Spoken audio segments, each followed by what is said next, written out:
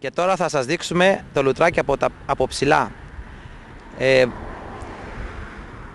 Θέλουμε να αναδείξουμε αυτή την πόλη με τα ωραία της, που αυτή τη στιγμή μπορεί να δει οποιοσδήποτε βρισκόμενος στο δρόμο τον περιφερειακό μας. Μπορούμε να δούμε πάρα πολύ ωραίο το λουτράκι μας. Ο Θεός μας κάλεσε αυτό το ωραίο πράγμα ανεπανάληπτης ομορφιάς και κάλους.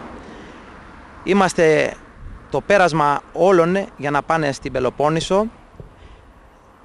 Βεβαίως τώρα η εικόνα θα πει περισσότερα από ό,τι μπορούσα να πω εγώ.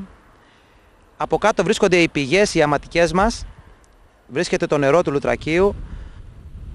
Είναι πλέον τα κτίρια σε άθλια κατάσταση. Δεν υπάρχει καμία φροντίδα και πρόνοια για αυτά τα κτίρια.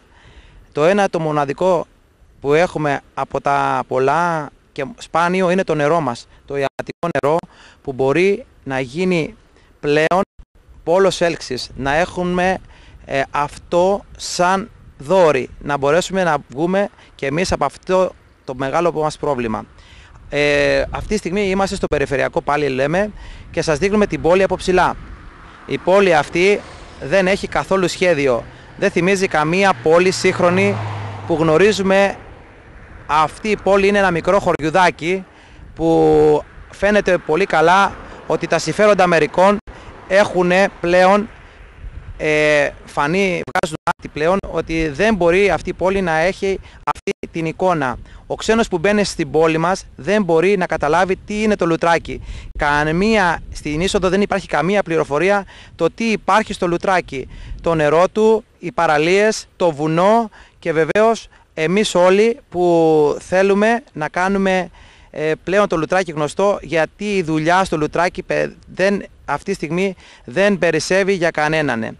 Θέλουμε πλέον να πούμε ότι αυτή η εικόνα του Λουτρακίου πρέπει να αλλάξει, να μπει επιτέλους σχέδιο και να καθαριστούν τα οικόπεδα, οι δρόμοι να γίνουν πεζοδρόμια, να μπορέσει η παραλία να έχει πρόσβαση από όλους, το πάρκι να είναι αρκετό για αυτόν τον κόσμο που φιλοξενεί το Λουτράκι στις τουριστικές περιόδους. Θέλουμε επίσης να αυξήσουμε την ασφάλεια που κυκλοφορούμε εμείς οι πεζοί στους δρόμους. Κανένας δεν σταματάει σε καμία διάβαση, γιατί οι διαβάσεις μας δεν είναι εμφανές τόσο πολύ, επειδή καταργούμε και τον ίδιο τον κώδικα της απλής λογικής της ζωής μας.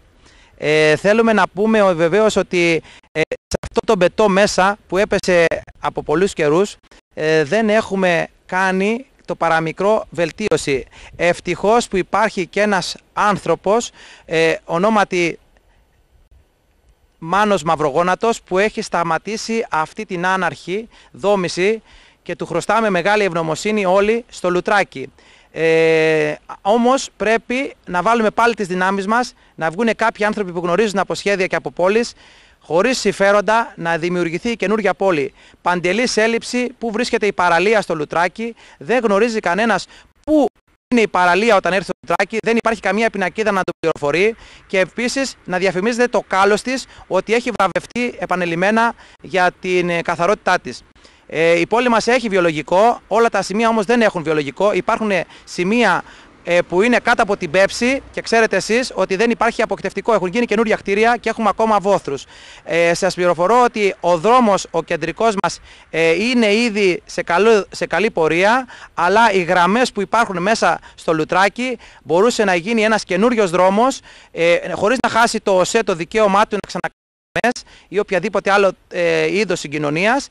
Αλλά επειδή έχει διαφορετικό υψόμετρο η γραμμή από το ήδη υπάρχον έδαφος, δεν μπορεί να χρησιμοποιηθεί, γιατί είναι επικίνδυνα. Εντάξει. Εμείς θέλουμε το καλό της πόλης μας. Πρέπει να κοιτάξουμε τις πύλες που έρχεται το Λουτράκι, να είναι οι πύλες που να διαφημίζουν τον τόπο, το τι είμαστε, την ιστορία μας και ό,τι μας αφήσανε οι πρόγονοί μας ως παρακαταθήκη και διαθήκη. Λοιπόν, αυτή τη στιγμή στο Λουτράκι, εγώ νομίζω ήρθε καινούργια πνοή, νομίζω καινούργιοι ανθρώποι, νέοι ανθρώποι, να δημιουργήσουν και να γράψουμε πάλι ιστορία για το Λουτράκι, να γίνει γνωστό σε όλο τον κόσμο ότι εδώ στο Λουτράκι θα γίνει πλέον η καινούργια αρχή. Η καινούργια αρχή που θα μπορέσει να μας βγάλει από αυτή τη δύσκολη κατάσταση που έχει ο τόπος μας, να έχουμε όλη δουλειά, να έχουμε όλοι αυτό που λέμε εμείς Λουτράκη και είμαστε από αυτό το μέρος, εγώ είμαι μισός βεβαίως Λουτρακιώτης, αλλά θέλω να το κάνω το Λουτράκι για πάντα να είναι δικό μου.